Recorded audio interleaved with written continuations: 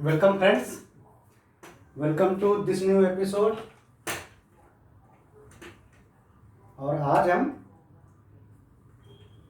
Centre of mass के related एक नए टॉपिक पर कुछ सीखेंगे। ठीक है, तो फ्रेंड्स इसके पहले हम लोगों ने क्या सीखा था कि अगर कई बॉडीज हैं या कई मास हैं जिनके मास मान लो m1 है, m2 है, m3 है, m4 और m5। जैसे मान लो यहाँ पर 5 मास हैं या बहुत से मास हो सकते हैं। और अगर हम कोई एक रेफरेंस पॉइंट लें, जैसे हम यहाँ से देखते हैं, ऑब्जर्व करते हैं कि इन सब जो मासेस हैं इनका सेंटर ऑफ मास कहाँ पे होगा। मान लो ये जो मासेस हैं इनका सेंटर ऑफ मास मतलब होल सिस्टम का सेंटर ऑफ मास मान लो यहाँ है, तो यहाँ से हम ऑब्जर्व कर रहे हैं तो इसकी पोजीशन वेक्टर होगी आर वेक्टर। और अगर इनके अलग अलग मास यानी m1, m2, m3, m4, m5 इनके जहाँ जहाँ पे सेंटर ऑफ मास हैं, यानी ये मान लो इसका सेंटर ऑफ मास है जिसका नाम C1 है। अगर C1 इस पॉइंट को नाम देते हैं तो इसकी पोजीशन अगर R1 वेक्टर है, इसकी R2 वेक्टर है, इसकी ये मान लो इसका सेंटर ऑफ मास है ये, तो ये R3 वेक्टर है। सिमिलरली इसका R4 और इसका R5। तो रिजल्ट आता था R vector means centre of mass का पोजीशन वेक्टर। अगर इसको RCM लिखो मीन्स सेंटर ऑफ मास, तो वो होता था m1 R1 plus m2 R2 plus m3 R3 vector. Similarly अगर बहुत से मास हैं तो सबके अलग अलग पोजीशन वेक्टर और फिर सभी मासेस का सम यानी m1 plus m2 plus m3 plus m4 plus m5 means या कह सकते हो m टोटल। यही होता था सेंटर ऑफ मास निकालने का तरीका, यानी वो सेंटर ऑफ मास कहाँ पे है। और पोजीशन वेक्टर आर को क्या लिखते हैं, xi plus yj plus zk। Space में यानी 3D में x डायरेक्शन, y डायरेक्शन और z डायरेक्शन को भी अगर आप ध्यान में रखें तो सेंटर ऑफ मास का x कोऑर्डिनेट m1, पहले r1 यानी इस सेंटर ऑफ मास C1 का x कोऑर्डिनेट प्लस m2, इसी तरह दूसरे का x कोऑर्डिनेट। सिमिलर, बिल्कुल simple, m1 plus m2 plus dot dot dot. Similarly y coordinate centre of mass का और z कोऑर्डिनेट हम सिमिलरली आसानी से निकाल सकते हैं। ये सब हम आपको बता चुके हैं पहले, तो ये मैंने सोचा कि आपको एक बार और रिवीजन दे दें। अब हम एक नई चीज देखते हैं, जैसे अब हम देखते हैं न्यूटन्स लॉ। न्यूटन का जो सेकंड लॉ है, न्यूटन्स सेकंड लॉ किसके रिस्पेक्ट में, सेंटर ऑफ मास के रिस्पेक्ट में। ठीक है, मान लो कोई एक गाड़ी है, एक ट्रक है या कोई एक रेलगाड़ी है, तो उसमें क्या होता है, वो गाड़ी या ट्रक या ऑटो या कह सकते हो ट्रेन, वो बहुत सी डिफरेंट बॉडी को जोड़ के बना होता है। सिमिलरली आप ऐसे समझो कि ये एक बॉडी है टोटल, कोई एक सिंगल बॉडी है जिसके अंदर कई बॉडी जुड़ी हुई हैं। समझ में आया? बिल्कुल सेम केस, मतलब कोई एक बहुत बड़ा मास वाली बॉडी है जिसका total mass mt means total mass है, और लगता है इसकी इंक खत्म हो गई, और उसमें उसकी वो अलग अलग कंपोनेंट्स यानी पार्ट्स या बॉडी से मिलके बनी है, M1, M2, M3, M4, M5। अभी हमने सिमिलरली जैसे वहाँ 5 लिए, ये लिए, मतलब एक बहुत बड़ा ट्रक है जिसमें 5 बड़े बड़े कंपोनेंट हैं ऐसे। तो इस पूरे ट्रक का सेंटर ऑफ मास ऐसे निकलेगा, centre of mass M1 R1 यानी पहला कंपोनेंट, और उसका सेंटर ऑफ मास कहाँ पे है, उसका पोजीशन। सिमिलरली दूसरा कंपोनेंट, दूसरे कंपोनेंट का सेंटर ऑफ मास की पोजीशन, तीसरा कंपोनेंट तीसरे कंपोनेंट के सेंटर ऑफ मास की पोजीशन। सिमिलरली ऐसे, और डिवाइडेड बाय m टोटल, यानी M1 plus M2 plus M3 plus M4 plus M5।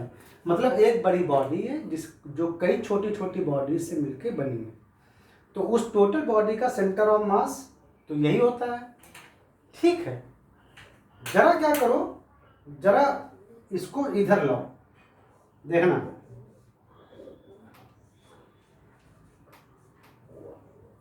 Total mass को हम इधर लाए तो इधर क्या बना, इधर बना M1 R1 plus M2 R2 plus M3 R3 plus M4 R4 vector plus M5 R5 vector.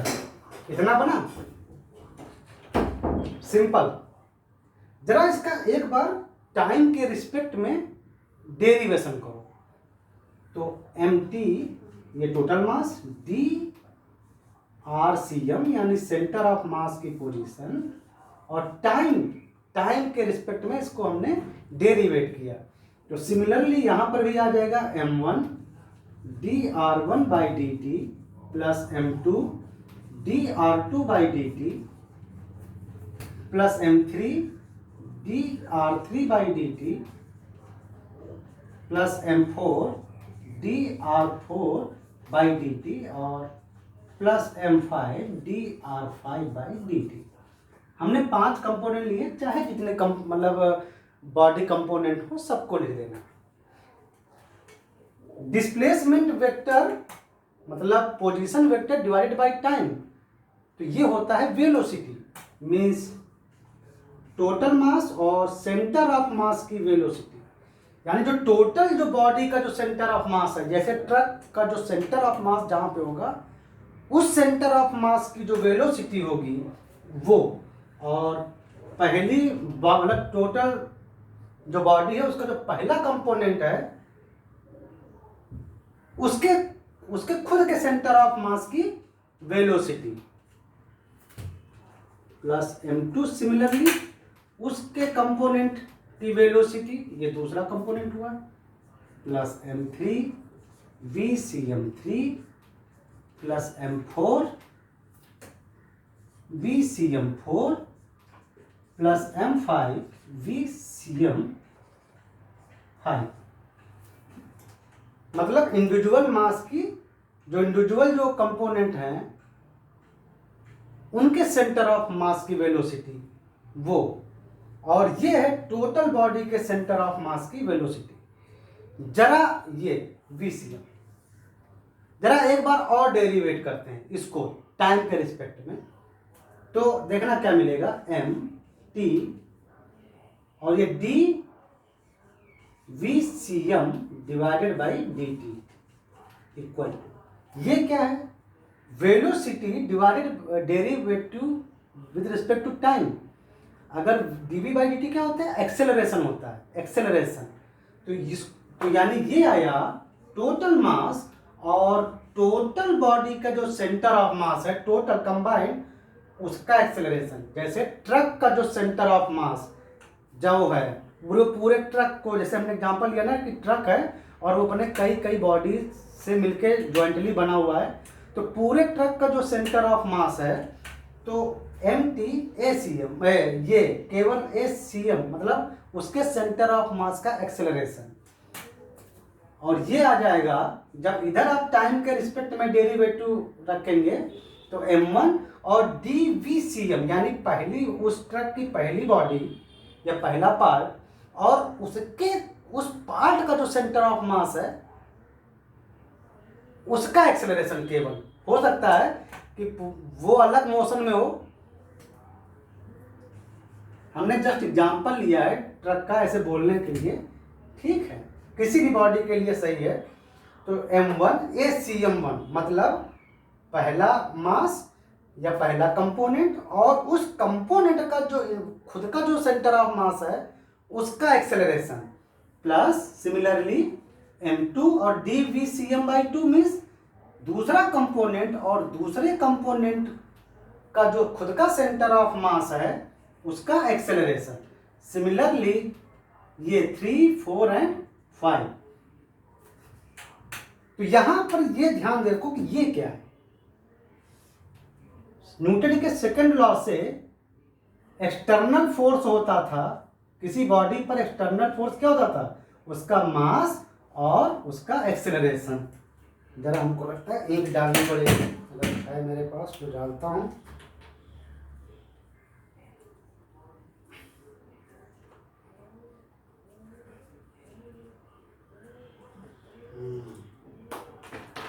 एक खत्म हो गई थी।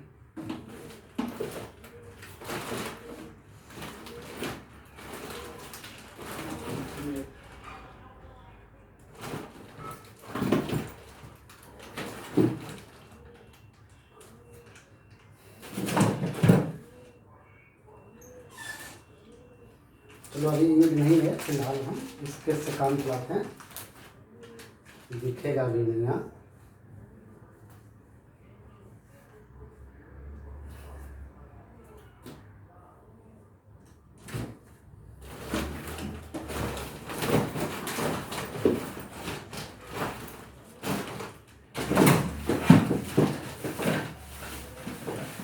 यहाँ इंक और हम डालते हैं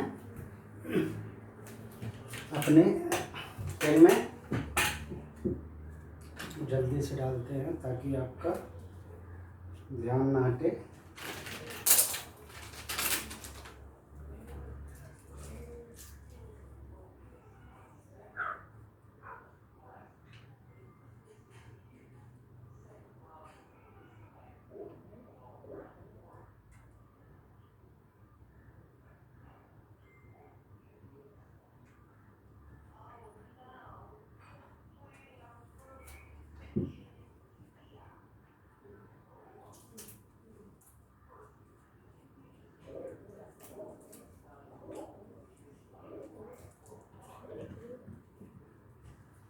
देखते हैं क्या होता है, चलेगा।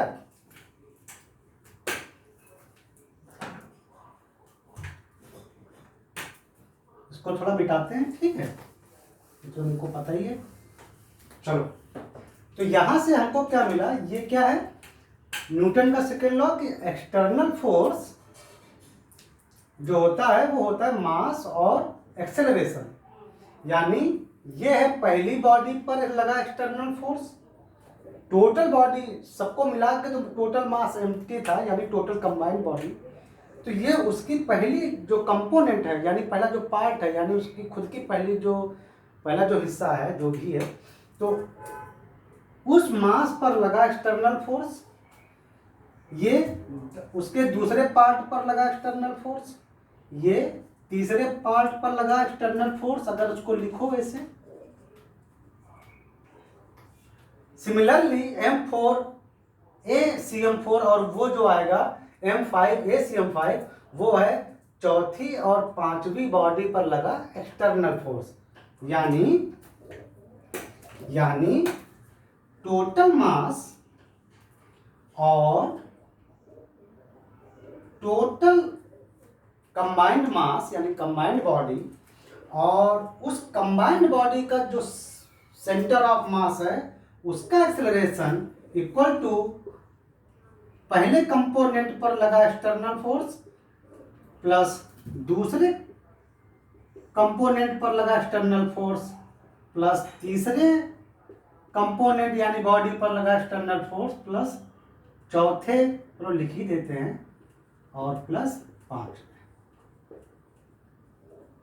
इसका मतलब हुआ कि अगर कोई बड़ी बॉडी है और उसके कई हिस्से हैं, तो उनके अलग अलग हिस्सों पर लगने वाला जो एक्सटर्नल फोर्स है उसको अगर आप सम करें, यानी सभी एक्सटर्नल फोर्सेस को अगर आप जोड़ दें, यानी टोटल एक्सटर्नल फोर्स, टोटल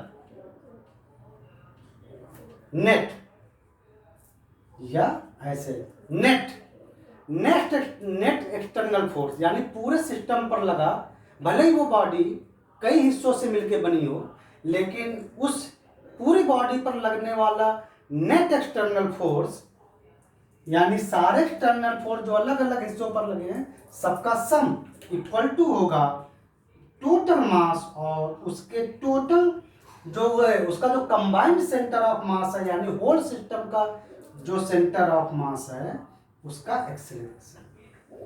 ये एक बहुत हमको इम्पॉर्टेंट नॉलेज मिला कि जैसे कोई बॉडी है या कोई सिस्टम है जो बहुत से पार्टिकल यानी बहुत से हिस्सों से मिलकर बनी है, तो उसके अलग अलग पार्ट्स पर लगने वाला जो टोटल जो मतलब जो एक्सटर्नल फोर्स हैं, अगर उनको कंबाइंड कर दो, यानी सारे एक्सटर्नल फोर्सेस को जोड़ दो, यानी अलग अलग भले कितने कहीं पर लगे हों, लेकिन जब उनको आप टोटल जोड़ देते हैं तो जो नेट एक्सटर्नल फोर्स आता है वो होगा total body of total mass of body, यानी टोटल मास और उस होल सिस्टम का जो सेंटर ऑफ मास होगा उसका एक्सेलरेशन। यानी बाहर से जो भी फोर्स लगेंगे, जितने भी एक्सटर्नल फोर्स लगेंगे, सबका जो नेट होगा